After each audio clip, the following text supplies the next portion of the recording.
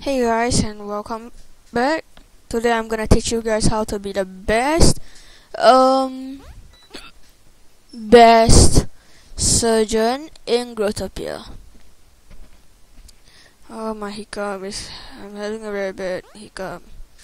So if you hear any weird noise, just ignore it. So you guys should know how to fix broken bones and flus. If you don't know, they're quite simple.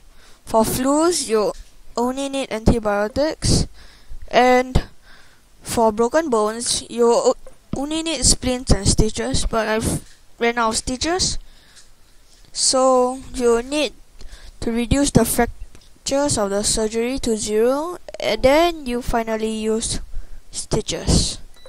Use splints so that it can be reduced to 0, then stitches. Yeah. Then for other surgeries like liver infections and some stuff like that, you just need to use anesthetic and antiseptic. Then you'll skipple until fix-it appears. Then you use fix-it, then stitches. Yeah.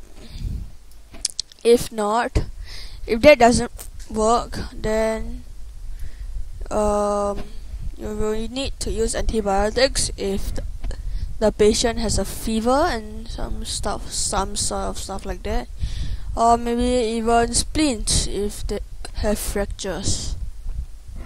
Yeah. And for some type of surgery, you start off with them bleeding. For bleeding surgeries like that at the start, you gotta use stitches to stitch up the skin or something like that. You have to stitch it up so that the patient will stop bleeding.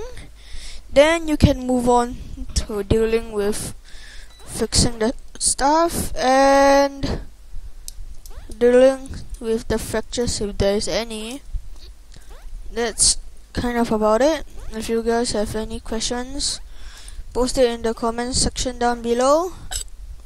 And thanks for watching. See you guys next time. Peace.